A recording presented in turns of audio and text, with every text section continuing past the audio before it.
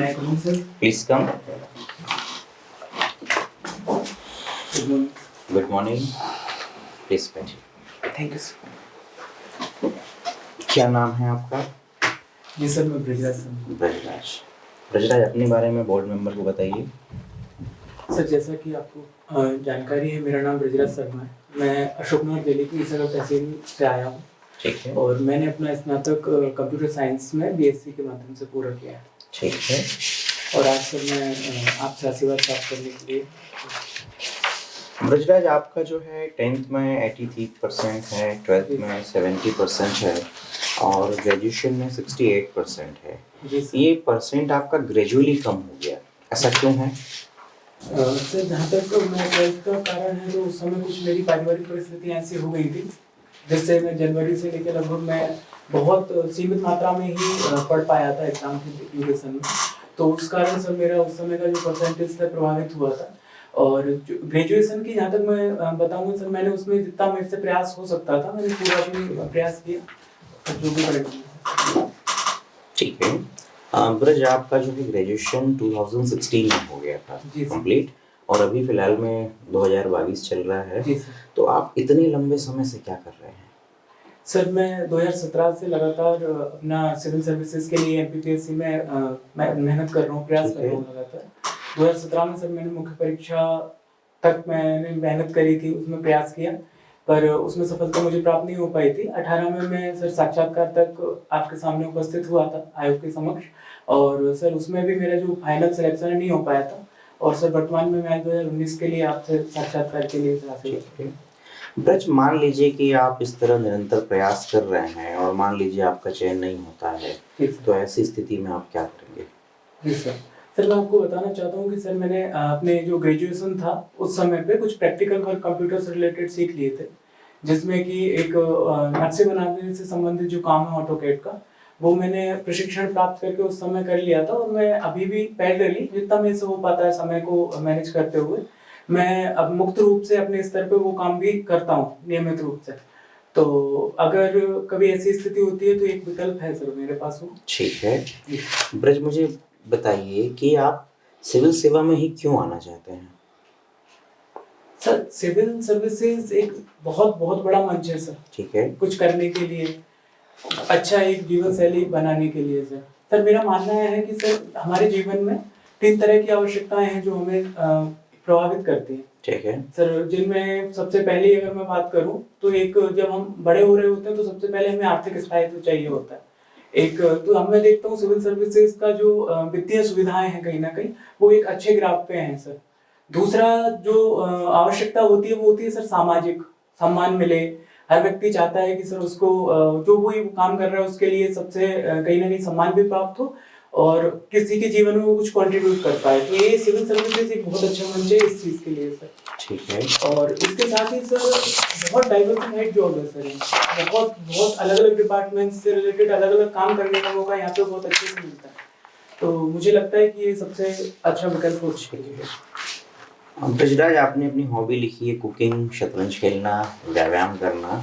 तो आप कुकिंग में क्या करते हैं? मतलब वेज बनाते हैं, नॉन वेज? सर, मैं बिल्कुल शाकाहारी, शुद्ध शाकाहारी है.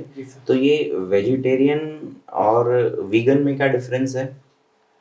सर, वीगन जो एक नई कहीं ना कहीं विचारधारा है जिसमें सर जो डेयरी प्रोडक्ट्स होते हैं, दुग्ध से बनी चीजें, इनका भी निषेध माना जाता है. उन्हें ऐसा देखा जाता है कि वो भी एक किसी जीव के शरीर का ही हिस्सा रहे हैं किसी स्वरूप में, तो उनका भी उपयोग करना नैतिक रूप से सही नहीं है. तो वीगन की अवधारणा सर अभी इसलिए ज्यादा विकसित हो रही है. जी सर. चलिए ठीक है. आप कुकिंग करते हैं तो मुझे साउथ इंडिया की 5 राज्यों की यानी केरल, कर्नाटक, तमिलनाडु, आंध्र प्रदेश और महाराष्ट्र, इनकी 5 कोई डिश बताइए जो उसी राज्य के लिए बहुत प्रचलित है. सर, जहाँ तक महाराष्ट्र से मैं शुरू करूँ तो महाराष्ट्र में सर एक जो डिश है जो मुझे बहुत अच्छी लगती है वो जो चैत्र में सर पूरन पोली बनती है सर. ठीक है. मुझे इसके अलावा सर महाराष्ट्र में भाकरवड़ी बहुत प्रसिद्ध है महाराष्ट्र की. मतलब ये तो एक प्रकार से हम कह सकते हैं स्नैक्स भी हो सकता है. भोजन में क्या प्रसिद्ध है? जैसे हम कहें कि मध्य प्रदेश में या मालवा निमाड़ में दाल बाटी, जैसे हम कहें बिहार में लिट्टी चोखा या राजस्थान में दाल बाटी, इस तरह से कोई डिश बताइए मुझे. सर कलेक्टिव रूप से सर साउथ इंडियन डिशेस का तो मुझे पता है, पर स्पेसिफिक स्टेट वाइज बताइए मुझे। सर मैं माफी चाहता हूँ इस बारे में सर, नहीं जानकारी आपको, ठीक है चलिए। आप कुकिंग करते हैं बिल्कुल? जी जी बिल्कुल। तो मुझे बताइए रेड ग्रेवी और वाइट ग्रेवी में क्या डिफरेंस है? सर रेड ग्रेवी में कश्मीरी लाल मिर्च, टमाटर और जो लाल मिर्च हम सामान्य रूप से किचन में उपयोग करते हैं उनका यूज होता है। वाइट ग्रेवी में सर जो भी ऐसी चीजें हैं जिनमें कि लाल मिर्च हो गई, हल्दी हो गई, इन सब चीजों का प्रयोग नहीं किया जाता ताकि उनका कलर में टेक्सचर वो रेड ना आए। ठीक है, मुझे ये बताइए ब्रज की जब फर्स्ट वर्ल्ड वॉर और सेकंड वर्ल्ड वॉर चल रहा था, जी सर, तो उस दौरान बहुत सारे सैनिक जो हैं वो सेनाओं पर जो है कह सकते हैं सेना के माध्यम से सैन्य स्थल पर लड़ाई करते थे, तो उनके सामने बड़ी समस्याएं थी खाने को लेकर, है ना, कि भाई कब आज सैनिक यहाँ पर हैं, कल कैंप कहीं और होगा, परसों कहीं और कैंप होगा। तो उस दौरान कौन कौन सी डिशेस का आविष्कार हुआ जो इंस्टेंट बन जाती थी और उससे सैनिक खाकर जो है युद्ध लड़ते रहते थे? जी सर ऐसी स्पेसिफिक डिशेस का तो मुझे जानकारी नहीं है, पर मुझे बॉटल कैनिंग जो समय शुरू हुई थी फर्स्ट वर्ल्ड वॉर के समय, ताकि फूड को बहुत लंबे समय तक सुरक्षित रखा जा सके। पर उस समय कौन कौन से ऐसे जो है खाद्य पदार्थों की मतलब आविष्कार हुआ, या हम कह सकते हैं कि बनाया गया, जो इंस्टेंट बनता था, जल्दी जल्दी हम खा सकते थे और जल्दी जल्दी हम फिर मूव कर सकते थे? उसके लिए बहुत ज़्यादा हमें कोई जो है रसोइयों की ज़रूरत नहीं है, बहुत ज़्यादा इंफ्रास्ट्रक्चर की ज़रूरत नहीं है। सर मुझे लगता है सर, मैं श्योर तो नहीं हूँ सर, लेकिन यहाँ पे नूडल्स है, इस तरह की चीजें हैं जो बहुत सिर्फ गर्म पानी के द्वारा ही तैयार की जाती हैं, तो ये हो सकता है। इसके अलावा सर ब्रेड या सैंडविच जैसी जो चीजें हैं जो पहले से बन रही थी यूरोप में, तो वो सारी चीजें हो सकती हैं इसमें। चलिए ठीक है। आपने जो लिखा है व्यायाम करना, तो किस तरह के व्यायाम करते हैं, योग करते हैं आप? सर मैं प्राणायाम सिर्फ उसका जो है एक प्रकार, उसकी कुछ चीजें मैं करता हूँ सर। और व्यायाम में क्या करते हैं आप? सर इसके अलावा मैं जिमिंग और जो रनिंग, वॉक और ये सब करते हैं। अच्छा मुझे बताइए कि जुम्बा और जिमिंग में क्या डिफरेंस है? सर जिमिंग मुख्यतः सर वेट लिफ्टिंग या फिर शारीरिक ताकत से संबंधित जितने कहीं ना कहीं व्यायाम होते हैं उनसे संबंधित होता है, जबकि जुम्बा में मेनली सर डांस के माध्यम से सर शरीर को स्वस्थ रखने का प्रयास किया। ठीक है। ब्रजराज, अभी हाल ही में सर्वोच्च न्यायालय ने निर्णय दिया कि जो पदोन्नति में जो आरक्षण है उसको लेकर सरकार नियम बनाए। सरकार को कहा कि भाई आप इसको रेगुलेट कीजिए। आपको लगता है कि किसी भी पिछड़े वर्ग को यदि एक बार हमने आरक्षण दे दिया है और उसे सामाजिक और शैक्षणिक और तमाम आर्थिक रूप से भी हमने सक्षम कर दिया है, अब वो इतना सक्षम है कि वो अच्छे से नौकरी कर सकता है, समाज में रह सकता है, तो उसके बाद उसे पदोन्नति में भी आरक्षण देना चाहिए क्या? सर इसका जो डिबेट है कहीं ना कहीं सामाजिक स्थिति, आर्थिक स्थिति को न सुधार कर उसमें ये देखा जा रहा है किस स्तर पर किस वर्ग का कितना प्रतिनिधित्व है। हम देखते हैं सर प्रारंभिक स्तर पे तो आरक्षण के माध्यम से जो लाभ मिलता है उसके द्वारा चयनित होकर लोगों को सुविधाएं मिल जाती है, पर चूंकि पदोन्नति एक लंबी प्रक्रिया है जिसमें बहुत और अन्य जो पक्ष होते हैं वो भी देखे जाते हैं, तो कई बार सर ये देखा गया है कि प्रारंभिक स्तर पर हम संतुलन बनाने का प्रयास करते हैं, पर अपर स्टेज पे उतना संतुलन हम देख नहीं पाते। पर वहीं एक और संविधान में ये भी कहा गया है कि हमें जो है पिछड़े वर्गों के अधिकारों के साथ साथ प्रशासन की दक्षता और योग्यता को भी बनाए रखना है, हमें संतुलन करना पड़ेगा। ठीक है, हमने आरक्षण दे दिया आपको एक बार, अब आप सिस्टम में आ गए हो, अब आप सीखिए काम, अब तो वहाँ सब बराबर है, काम सीखिए, मेहनत कीजिए, अच्छे जो है अपने अच्छे काम, अच्छी योग्यता का प्रदर्शन करके पदोन्नति लीजिए। पर इस तरह पदोन्नति में आरक्षण करने से आपको नहीं लगता है जो अच्छे काम कर रहे लोग हैं उनका मनोबल गिर जाएगा? सर मेरा जहाँ तक मानना है सर, जैसे कि सर सीखने का एक आपने इसमें उल्लेख किया, तो सर बैकग्राउंड एकदम से पीछा नहीं छूट पाता व्यक्ति। क्यों नहीं छूट पाता भाई? अगर दो व्यक्ति डीएसपी बनते हैं, है ना, एक सामान्य वर्ग से बनता है और एक जो है पिछड़े वर्ग से बनता है, हमने आरक्षण दे दिया, अभी आपकी इक्वल ट्रेनिंग हो रही है, आपके कोच सेम है, आपका एनवायरनमेंट सेम है, आपका जो वेतनमान समान है, काम करने की परिस्थितियां समान है, तो अब तो यहाँ पर मुझे लगता है कि भाई ये समान परिस्थितियां हो रही है, सब कुछ इक्वल कर दिया है, तो अब यहाँ पर जो है योग्यता को हमें प्रश्रय देना चाहिए कि शासन प्रशासन में हम कार्यकुशलता और दक्षता को प्राप्त कर सके। इसमें ये भी होगा कि प्रतिस्पर्धा भी होगी, अच्छी स्वस्थ प्रतिस्पर्धा होगी, लोग जो है, जो पिछड़ा वर्ग के जो लोग हैं वो काम करने के सीखने के लिए प्रेरित होंगे। अभी अभी उसको पता चल गया कि वो मुझे तो प्रमोशन मिलना ही है, मैं अच्छा काम करूँ या नहीं करूँ। आपको नहीं लगता कि ये जो है हमारे जो प्रशासन की जो संस्कृति जो है, जो संस्कृति का तात्पर्य यहाँ पर जो योग्यता और क्षमता और कार्यकुशलता की जो बात है उसमें कमी आएगी, प्लस इसमें कुछ लोगों का मनोबल बहुत ज्यादा गिर जाएगा। सर मेरा इस विषय में जहाँ तक मानना है सर, कि जैसे अगर उनका पूरी तरह समानता का हम बात करें कि उनको चयनित करके एक जैसा एनवायरनमेंट हम उपलब्ध करा रहे हैं, पर सर जो कैपेबिलिटी एक अपनी प्राइमरी स्टेज पे डेवलप हो जाती है ऑलरेडी, जो सीखने की क्षमताएं हम कहेंगे या फिर जो चीजें एक्सेप्ट करने का, तो वो अंतर सर तब भी बना ही रहता है सर, उसमें हम ऐसा नहीं कह सकते। ठीक है ना, कुछ असमानताएं तो ब्रज हमेशा बनी रहेगी समाज में, प्रशासन में। क्या हम हमारा काम बस वही है कि उन असमानताओं को ढकते रहना? क्या और लोगों के प्रति, नागरिक के प्रति, देश के प्रति, समाज के प्रति और कोई जिम्मेदारियां नहीं है? सर बिल्कुल सर, लेकिन मेरा इसमें भी सर कि जितना एक आरक्षण पूरी तरह तो नहीं है सर, 50% तो फिर भी जो योग्य हैं कहीं ना कहीं या फिर जो ज्यादा अच्छा परफॉर्म कर रहे हैं उनके लिए यहाँ पे स्पेस खुला हुआ है। और जहाँ तक सर उनको अवसर देने की बात है तो सर मैं तो इसका समर्थन करता हूँ कि हर स्तर पे अगर किसी भी समाज के किसी ऐसे वर्ग को जो मुख्य धारा से दूर है, आरक्षण का लाभ मिलके भले ही वो जॉब में आ गया है, पर उसको और भी अगर आगे अवसर सुधार के उनकी जीवन शैली या फिर उनकी आगे की जो जनरेशन है उनमें कुछ हम कंट्रीब्यूट कर सकते हैं, तो ऐसे प्रयासों का सर स्वागत होना चाहिए सर। चलिए ठीक है, मुझे ये बताइए मैरिटल रेप क्या होता है?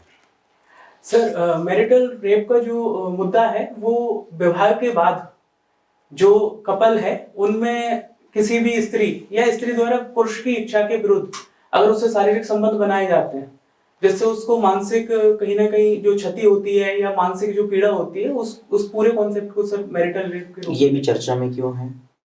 सर आजकल सोशल मीडिया के माध्यम से ऐसे बहुत सारे हम देख रहे हैं कि बहुत सारी महिलाएं खुल के आके अपने जो जीवन से संबंधित उनके पक्ष हैं वो उजागर कर रही हैं। ठीक है। जिससे पता चल रहा है कि विवाह के बाद भी उनकी इच्छा के विरुद्ध उनका जो जीवन साथी है उसने उनके साथ इस तरह के कोई भी कृत्य किए हैं, तो सर इस वजह से एक पूरा मामला अभी सर ज्यादा हाईलाइट हो गया। तो अगर मान लो इसको हम इसको लेकर हम रेगुलेट करते हैं, कोई लॉ बना देते हैं, तो आपको नहीं लगता हमारी विवाह नामक जो संस्था है उस पर प्रश्न चिन्ह लग जाएगा? सर मेरा मानना है विवाह नामक जो संस्था है वो दो व्यक्तियों का कहीं ना कहीं सहयोग या आपस में समन्वय है। ठीक है। इसमें ये लाइसेंस नहीं दिया जा सकता किसी व्यक्ति को कि वो अपनी इच्छा के अकॉर्डिंग। पर ये जो है, ये दो लोगों का विवाह के बाद इतना नितांत निजी मामला है कि इसमें कैसे तय होगा, कौन तय करेगा कंसेंट था कि नहीं था? क्योंकि पति तो हमेशा कहेगा कंसेंट था, पत्नी अगर ऐसा कहती है कि भाई मेरे पे अत्याचार कंसेंट नहीं था, इसका कोई प्रूफ ही नहीं रहेगा। मतलब जो महिला कहेगी वही सत्य मान लिया जाएगा ऐसे में तो। जी सर, ये चिंता का विषय तो है सर कि इसको प्रूफ करने के लिए कोई ऐसा नहीं रहेगा और इसका दुरुपयोग भी संभावित है, पर फिर भी सर मेरा मानना है कि अभी जिस स्तर पर ये सारी चीजें चल रही हैं तो इसको कुछ ना कुछ तो विनियमित करना चाहिए सर। चलिए ठीक है। आप जो है आपने अपना जन्म स्थान लिखा है ईसागढ़। जी सर। तो इसका नाम ईसागढ़ क्यों रखा गया, कोई विशेष कारण? जी सर।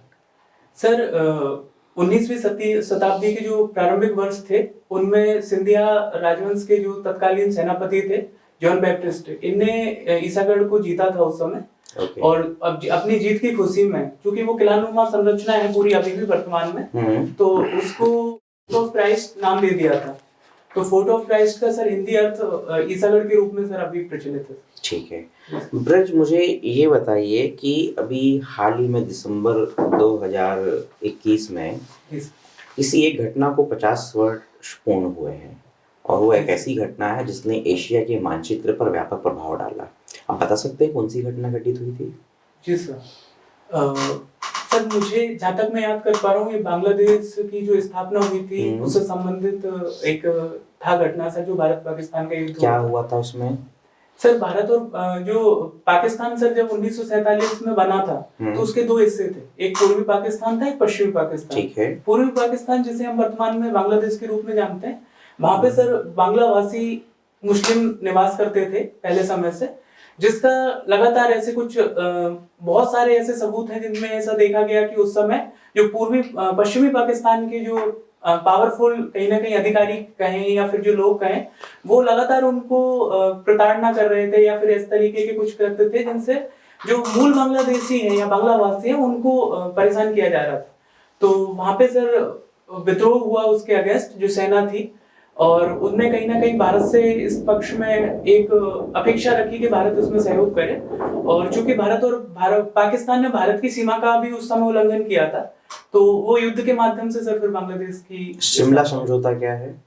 सर 1971 के जो युद्ध हुआ था उसके बाद शांति स्थापित करने के लिए, और जो पाकिस्तानी लगभग 90,000 सैनिक भारतीय सेना ने जिन्हें समर्पण करवा लिया था, उनके संबंध में सर पूरी बातचीत करने के लिए किया गया था। चलिए ठीक है, मुझे एक आखिरी प्रश्न का जवाब दीजिए ब्रजराज कि आपके दृष्टिकोण में अभी तक के हुए प्रधानमंत्रियों में सबसे महान प्रधानमंत्री कौन है और वो क्यों? सर मेरा जहाँ तक मानना है, प्रधानमंत्री के पद जिन्होंने भी संभाला वो सब सम्माननीय है, पर जहाँ तक महानता की या उस स्केल पे मैं बात करूँ तो मुझे सबसे ज्यादा जो पसंद है वो श्री लाल बहादुर जी शास्त्री जो हुए हैं हमारे प्रधानमंत्री, ठीक है, वो सबसे ज्यादा प्रभावित है। क्यों? सर उनका जो व्यक्तित्व था, मतलब भारत के सर्वोच्च पद पे पहुंचने के बाद भी जो सरलता सहजता उनके अंदर थी, जो एक विनम्रता थी, जमीन से जुड़े रहना, बहुत एकदम पब्लिक से डायरेक्ट कांटेक्ट करके उस तरह से अपने निर्णय पूरे प्रभावित करना, तो ये बहुत सारे ऐसे पक्ष थे सर जो मुझे बहुत प्रभावित करते हैं। Thank you sir. Brajraj ji, आपने इंफॉर्मेशन टेक्नोलॉजी से मतलब कंप्यूटर साइंस से आपने बीएससी किया है, तो इंफॉर्मेशन टेक्नोलॉजी क्या है? सर वर्तमान में जो एक ऐसी तकनीक सर जिसमें सूचना, डाटा प्रोसेसिंग, इन सब के माध्यम से पूरे जो क्रियाकलाप किए जा रहे हैं सर, इनको कहीं ना कहीं सर सूचना। इसमें जो इंफॉर्मेशन शब्द आया है इसका अर्थ क्या है?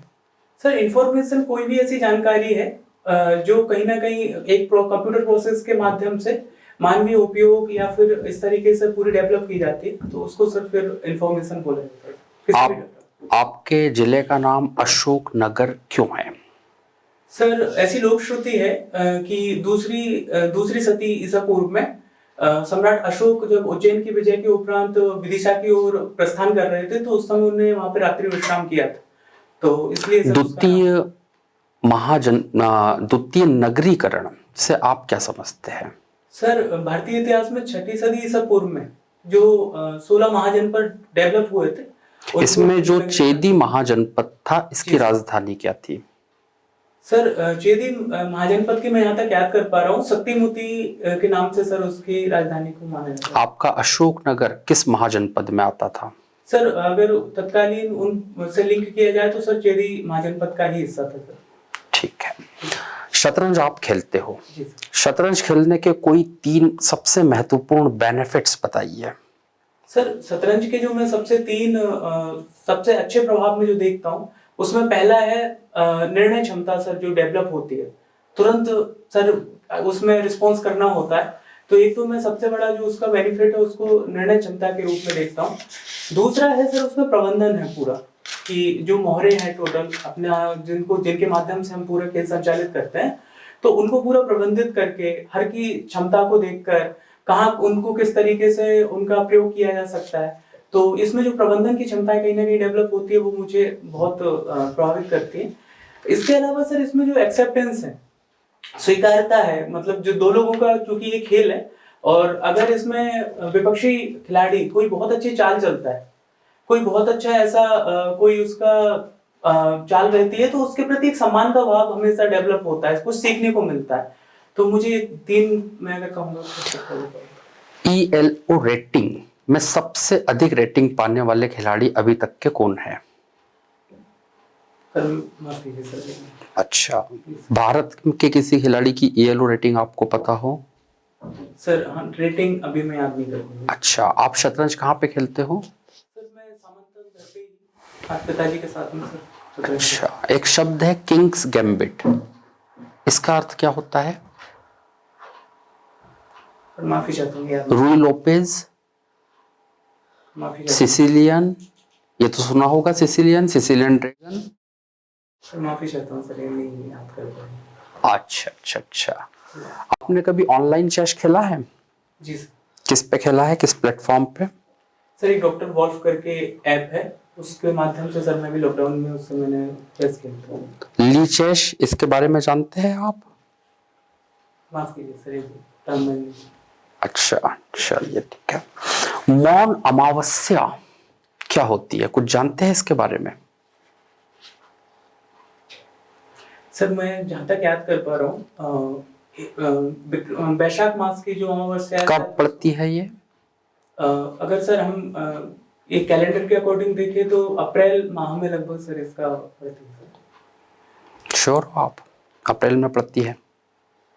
सर मैं श्योर तो नहीं हूँ, पर मुझे जहाँ तक याद है सर।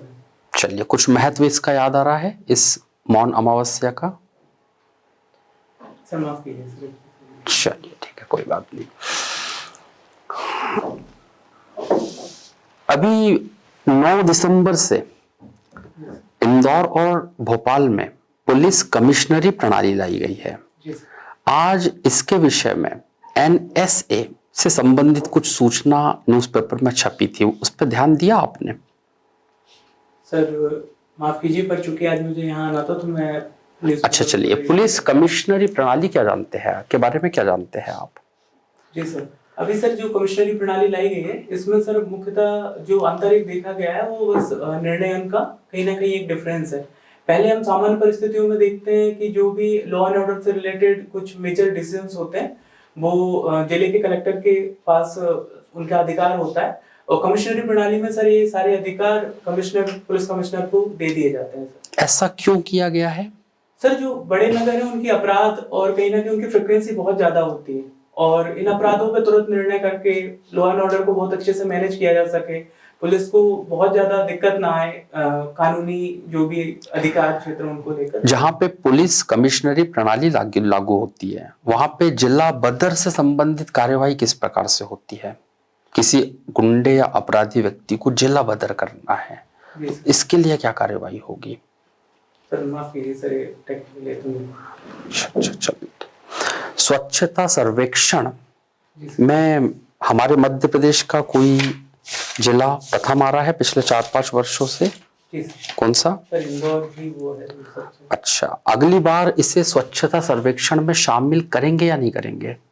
ये बिल्कुल किया जाएगा सर, उसके अपडेशंस के साथ जो भी सर तत्कालीन जो मेजर्स रहेंगे, मानक रहेंगे, उनके अकॉर्डिंग अगर इंदौर परफॉर्म करता है तो बिल्कुल हो सकता है सर। हाँ, अभी क्या आज या पिछले 8-10 दिनों से न्यूज़पेपर में क्या आ रहा है इस विषय में? पार्टिसिपेट करेगा या नहीं करेगा, और आपके अनुसार क्या होना चाहिए? सर मेरा मानना है कि इंदौर को लगातार इसमें प्रयास करना चाहिए सर, क्योंकि सुधार लगातार होते रहे तो उससे फायदा ही है सर, उससे कोई एकदम कोई विपरीत प्रभाव तो है। कुछ डिस्ट्रिक्ट ये कह रही है कि इंदौर की वजह से दूसरे लोगों को मौका नहीं मिल पाता है। जी सर। तो इंदौर को अगले वर्ष दौड़ में शामिल ना किया जाए। आपके विचार से ये डिसीजन सही है या गलत? सर मैं इसका समर्थन नहीं करता। मेरा मानना है कि जो भी जिले इस तरह का एक मुद्दा उठा रहे हैं कि इंदौर की वजह से उन्हें मौका नहीं मिलते, मुझे लगता है कि इंदौर से प्रेरणा लेकर उन्हें और अपने लेवल पर बहुत अच्छे काम करने चाहिए, ताकि वो भी इंदौर के बराबर या इंदौर से आगे निकल सके। इंदौर को रेस से बाहर कर देना कोई अच्छा विकल्प नहीं है। हार्ट अटैक जी सर। को कम करने के लिए क्या करना चाहिए? सर हार्ट अटैक को कम करने के लिए एक तो सर जो फूड हैबिट्स होती हैं हमारी, खाने पीने की आदतें, इनमें अगर हम नियमित रखें, एक अनुशासन में। व्यायाम से रिलेटेड कुछ बताइए।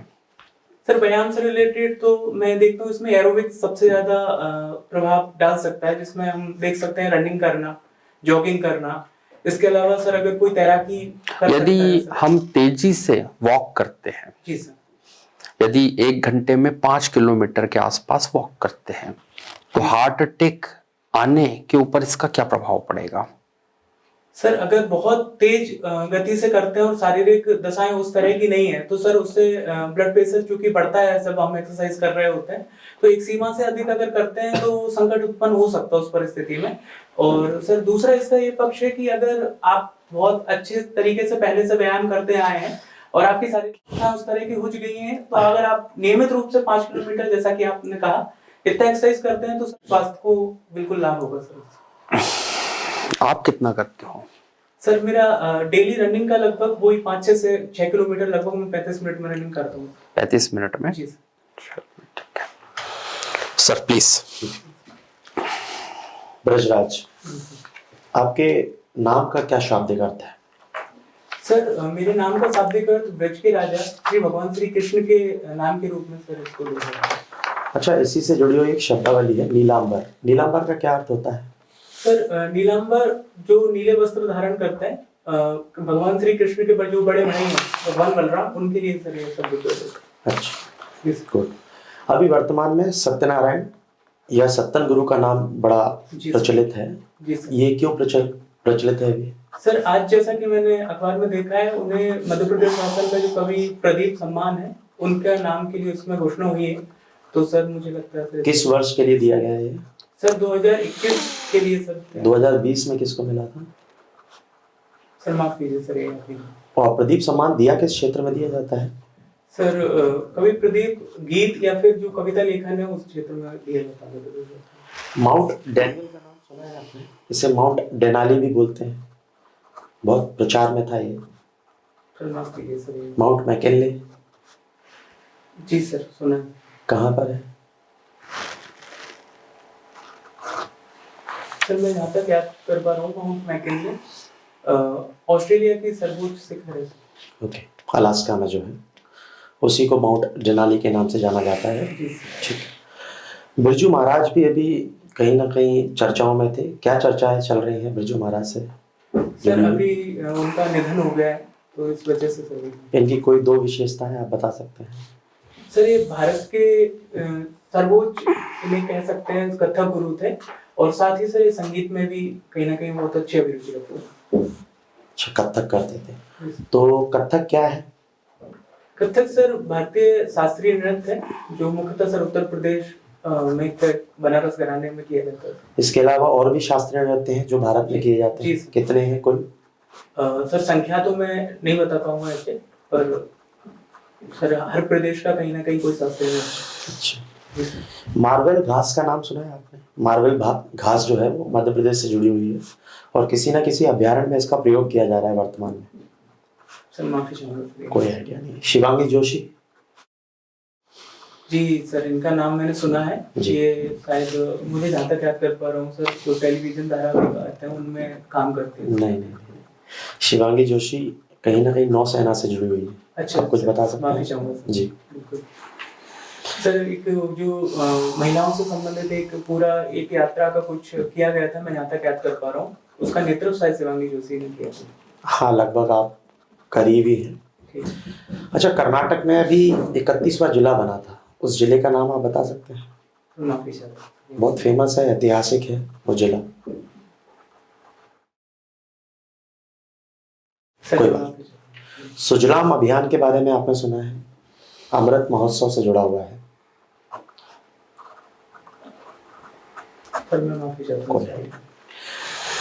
एक क्लास क्वेश्चन, जैसा कि सभी बोलते हैं स्वच्छता में नंबर 1 पर इंदौर है, वहीं हम दूसरी तरफ देख रहे हैं कि भोपाल का जो है कहीं ना कहीं स्थान निरंतर नीचे आता चला जा रहा है। तो इसकी क्या मुख्य वजह मानी जा सकती है? जबकि इंदौर तो ठीक है आर्थिक राजधानी है, भोपाल हमारी प्रशासनिक राजधानी है, तो इसकी क्या मुख्य वजह आपको लगती है कि भोपाल पिछड़ा हुआ है स्वच्छता में?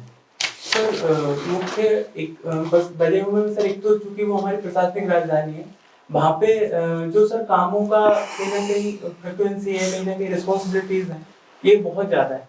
तो जिन मेजर्स पे इंदौर ने मेहनत करी है जितना डेडिकेटेड रूप से, मुझे लगता है कहीं ना कहीं भोपाल इस मामले में इंदौर से थोड़ा पिछड़ा है। इस कारण सर उसका परफॉर्मेंस इतना अच्छा नहीं है। मान लो आपको नगर निगम कमिश्नर बनाया जाता है भोपाल में, तो आप क्या प्रयास करेंगे कि नंबर 1 पोजीशन पर आ जाए भोपाल? कोई 2 प्रयास आप मुझे बताएं। सर पहले प्रयास के रूप में तो सर जो पब्लिक अवेयरनेस है, मैं यहाँ पे देखता हूँ इंदौर में कि लोगों का कंट्रीब्यूशन डायरेक्टली स्वच्छता के प्रति है, जो कमिटमेंट है उसके लिए अगर मुझे कुछ करने का मौका मिलता है, जिससे मैं भोपाल की जो नागरिक है उनको भी उस स्तर पे कहीं ना कहीं जागरूक करके और उस कंट्रीब्यूशन के लिए प्रभावित। ये तो इससे पहले जितने भी कमिश्नर आए उन्होंने सबने किया हुआ है, आप क्या नया कर रहे हो? सर इसमें सर नवाचार के रूप में अगर मैं कहूँ तो एक मॉनिटरिंग के लिए इसका कुछ जैसे सीसीटीवी कैमरा यातायात और ट्रैफिक के लिए किए गए हैं, उसका प्रयोग अगर हम इनडायरेक्टली स्वच्छता को सुनिश्चित करने के लिए करें कि कोई बाहर कचरा नहीं फेंक पाए, अगर वो ऐसा कुछ करता है तो उसको स्पॉट फाइन किया जा सके, तो ये किया जा सकता है सर। इसके अलावा लोगों से को भी प्रेरित किया जा सकता है कि कोई ऐसा ऐप डेवलप करके कि अगर किसी को कोई दिखता है कि कोई स्वच्छता के विपरीत कोई काम कर रहा है तो उसकी तुरंत शिकायत कर सके। तो मुझे लगता है सर इससे बहुत और अच्छा प्रबंधन किया जा सकेगा। ठीक सर। सूरज, आपकी हॉबी जैसा कि आपने कहा शतरंज खेलना है, जी ठीक है। अच्छा, मुझे एक बात बताइए, क्या कारण है भारत के अधिकांश चेस प्लेयर जो साउथ इंडिया से आते हैं, नॉर्थ इंडिया में कोई अच्छा प्लेयर बन ही नहीं पाता है? सर मैं अगर इसको देखूं सर, मैं इसको वातावरण या फिर जो एक एटमॉस्फेयर डेवलप हो जाता है किसी खेल के प्रति उसके रूप में देखता हूँ। साउथ इंडिया मुख्यतः तमिलनाडु में सर बैक टू बैक जो अच्छे खिलाड़ी हुए हैं उन्हें एक ऐसा प्रेरणा के रूप में कहें या फिर एक ऐसे माहौल के रूप में जो साउथ इंडिया के बच्चे हैं उनको प्रभावित किया है कि वो बहुत अर्ली एज में ही प्रारंभ कर देते हैं शतरंज और इन सभी चीजों को। तो ये इन्वायरमेंट नॉर्थ इंडिया में क्यों नहीं बन पाता, साउथ इंडिया में क्यों बन पाता है? नॉर्थ इंडिया में मैं जहाँ तक देखता हूँ सर, शारीरिक खेल जहाँ तक है, शारीरिक खेल हो गए, शक्ति से संबंधित हो गए, इन सब खेलों का माहौल बहुत ज्यादा है, जिनमें की कुश्ती है और इस तरह के जो भी खेल हैं। अगर हम ऐसा प्रयास करें कि साउथ इंडिया और या फिर पैन इंडिया अप्रोच के थ्रू की हर जगह स्कूल लेवल पे अगर शतरंज को बढ़ावा दें तो ये साउथ इंडिया में, नॉर्थ इंडिया में भी किया जा सकता है। चलिए ठीक है, मुझे बताइए पहला राजीव गांधी खेल रत्न पुरस्कार किसे मिला था? सर 1992 में विश्वनाथन आनंद को मिला था। चेस से जुड़े हैं जी सर। चलिए ठीक है। ब्रज, वर्तमान में हम देख रहे हैं कि सेरोगेसी से जुड़े हुए बहुत प्रकरण आ रहे हैं। हम कई बार पाते हैं कि जो सेरोगेट जो मदर होती है वो कई बार बच्चा देने से मना कर जाती है, कई बार जो ओरिजिनल पेरेंट्स हैं वो सेरोगेट मदर से बच्चा लेना नहीं चाहते हैं, कई बार कुछ विकृतियाँ आ जाती, कई बार कॉन्ट्रैक्ट तोड़े जाते हैं, और कुछ लोग तो ऐसे हैं जो धन काफ़ी सारा धन है उनके पास में, वो केवल जो है फैंसी जो है कह सकते हैं कि फैंटेसी कारण जो सेरोगेसी करवा लेते जबकि वो सक्षम है करने में। इस तरह कई प्रकरण आ रहे हैं। भारत सरकार ने जो है आपको एक आयोग बनाया आपकी अध्यक्षता में और कहा कि सेरोगेसी को हम कैसे रेगुलेट करें, इसके लिए आपको सुझाव देने हैं। तो आप क्या क्या सुझाव देंगे? सर पहला सुझाव तो मेरा यही रहेगा कि ये जो व्यावसायिक सेरोगेसी कहीं ना कहीं भारत में हम देखते हैं बहुत सारी शिकायतें ऐसी प्राप्त होती हैं, ठीक है, कि धन के माध्यम से इस तरह का काम, तो वो रोकने के लिए हम जो मैकेनिज्म तैयार कर सकें।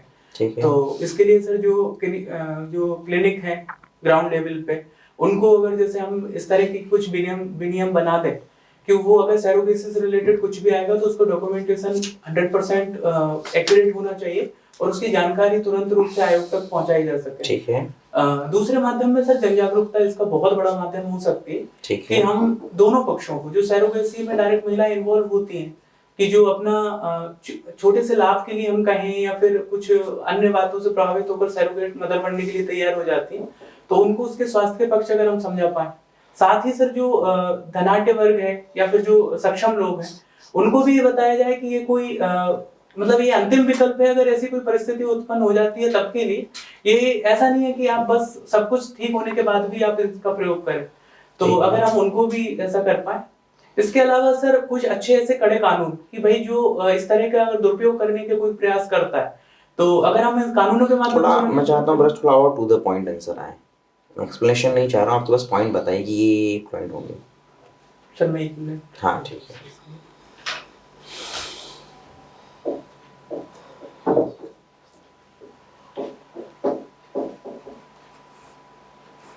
सर मेरे सुझाव इसमें ये रह सकते हैं। पहला, जो सेरोगेसी करवाने वाले हैं उनको अपने जो हेल्थ से रिलेटेड जो भी डॉक्यूमेंट है उनको सबमिट करना अनिवार्य होना चाहिए। ठीक है, नंबर 1।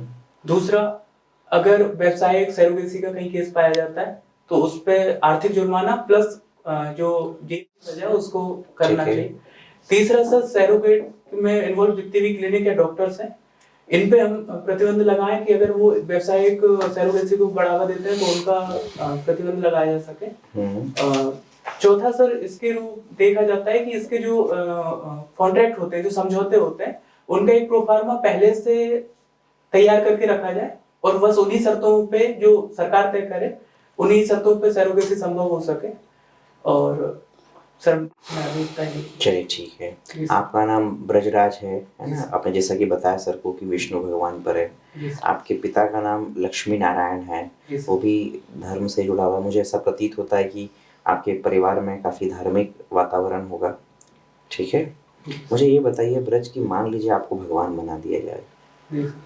तो इस विश्व में क्या ऐसे 3 परिवर्तन करेंगे आप जो भी नहीं?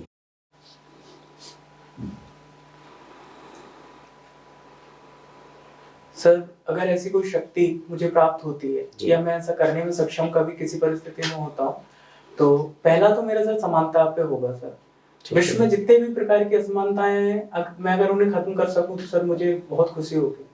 दूसरा सर प्रकृति को लेकर मेरा कहीं ना कहीं रहेगा कि जो कहीं ना कहीं प्रकृति में विकृति उत्पन्न हो गई है, उनको मैं अगर वापस से सही कर पाऊँ। ठीक है। और तीसरा रहेगा मेरा सर कि जो कहीं ना कहीं वंचित हैं या जिनके पास ऐसे कुछ नहीं है कि वो अपने जीवन को भी सही से यापन कर सकें, तो मैं अगर उनके लिए कुछ कर पाऊँ तो सर। अच्छा, आपने पहला पॉइंट कहा समानता। समानता किस अर्थों में? सर जितने प्रकार भी जितने भी आपको नहीं लगता पक्ष हो कि सकते हैं। जो इस प्रकृति की सबसे खूबसूरत जो बात है जी सर। वो असमानता है? अगर सब गुलाब के फूल ही बन जाएंगे जी सर। तो इस प्रकृति का सौंदर्य समाप्त नहीं हो जाएगा? सर मैं अगर समानता सबको हम शेर बना देंगे जी सर। तो ये हमारा जो पर्यावरण जो इतना खूबसूरत जो है पर्यावरण वो समाप्त नहीं हो जाएगा? मानव में इतनी विविधताएं हैं तभी तो हमारी रुचि है। तो असमानता तो ईश्वर के द्वारा बनाई गई, ये विविधता जो है प्रकृति ईश्वर के द्वारा बनाई गई। सबसे खूबसूरत चीज आप उसी को समाप्त करना चाह रहे हो? सर मैं माफी चाहता हूँ, पर मेरा समानता का जो पॉइंट था वो कहीं ना कहीं जो भौतिक परिस्थितियां हमारी होती हैं तो वो तो उसमें मानव ने समाया उत्पन्न करी है। भगवान क्या करेगा? भगवान इससे अच्छे काम कर सकता है। 3 ही शक्ति है आपके पास में। आपको नहीं लगता कि ये तो सब मानव के द्वारा बनाई गई जो है इनइक्वालिटीज है, जी सर। ये मानव को अपने स्तर पर सुधार लेना चाहिए। जी सर। और कुछ बेहतर नहीं कर सकते थे हम इस विश्व के लिए? सर माफ कीजिए सर, मुझे अभी यही समझ में आया। मतलब अगर आपको देखो इतना खूबसूरत मौका मिला है, जी आप सर। बेहतर विश्व नहीं बना पा रहे हैं, मैं कैसे उम्मीद करूं कि आप अच्छे प्रशासक बन जाएंगे जब आपको शक्ति मिलेगी तो? सर मैं प्रयास करूंगा कि सर जो भी जहाँ भी मेरी पोस्टिंग रहे या जो भी मुझे जिम्मेदारी दी जाए, तो अभी भी वहाँ मैंने आपको परिस्थितियाँ- प्रयास के लिए कहा कि आप बताइए 3 वरदान है बिल्कुल, आप कीजिए कोई 3 काम, आप नहीं कर पाए। सर मैं माफी चाहता हूँ। चलिए कोई बात नहीं ब्रज, आपसे बात करके मुझे बहुत अच्छा लगा। आपका इंटरव्यू समाप्त होता है, आप जा सकते हैं। धन्यवाद।